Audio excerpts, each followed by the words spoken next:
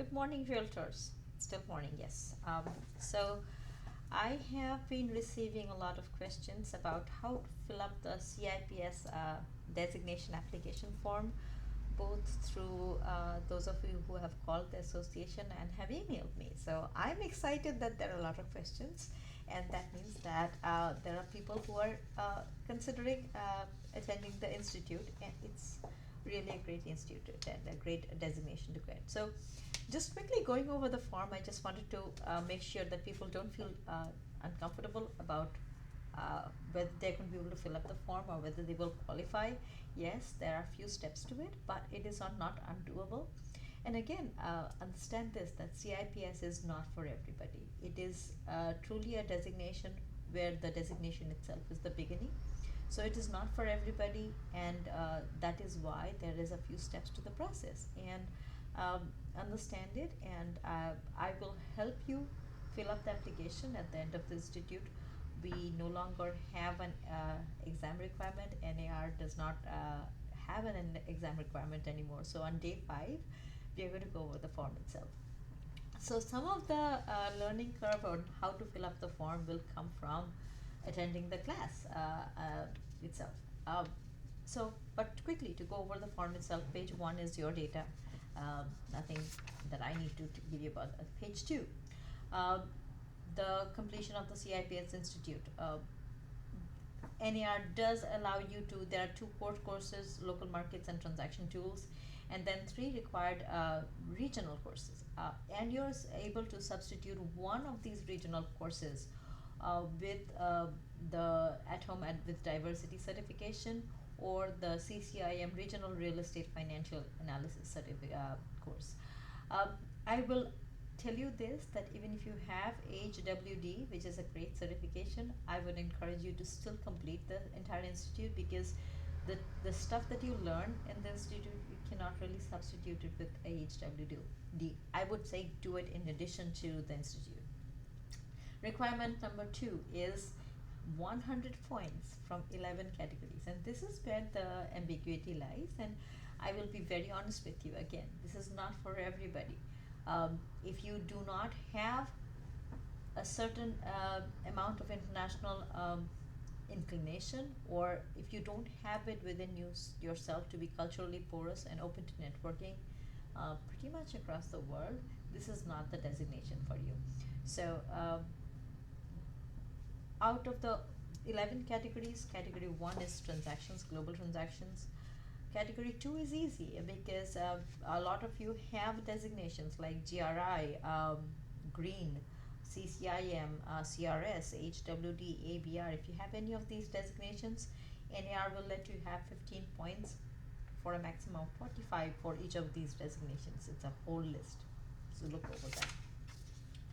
Foreign language, if you speak another foreign language, and you can earn 20 points for each of them. I don't speak a word of Spanish, though I speak Hindi and Bengali, another. Knowing a foreign language can give you points too. Total of 40. If you studied abroad for more than a year, then you earn points for 25 points up to a total of 50. Yes, there's a lot of weight to the study abroad. Attendance at global education sessions, at events at NAR or state or local associations, and many of you have attended at least one of the Knowledge Express events that we offered a year before last in 2018 before the Global Fest. So if you did, those will count. If you attended any of our association meetings, they will count. So, and it does not say it has to be in the past year or certain time limit, so they will let you use those. If you are a member of a cultural organization or a global organization, and please forgive me for speaking so quickly, I'm just trying to go over all of it and not try to make it a 15-minute video. They count for 10 points for a maximum of 20. Member of Realtor associations at the local, global or international committee, at the local, global or state. Right there is your opportunity to become to earn your 15 points, starting with your local global association. That is, our Gainesville has our global association. then you can also become a member of Jacksonville and Tampa, and again, these are things that we'll go over in the class. But if you want to go ahead and explore these, reach out to me. I'll help you get connected with the people over there so you can become a member of their associations. Their global councils, they will allow members from other associations to join. Um, Attendance at economic development conventions in any country other than your own. That means attending either the MIPIM or the FIAPS events or the SEMA events, and you may or may not be aware of these. And this is may or may not be possible. But this just gives you one 25-point credit.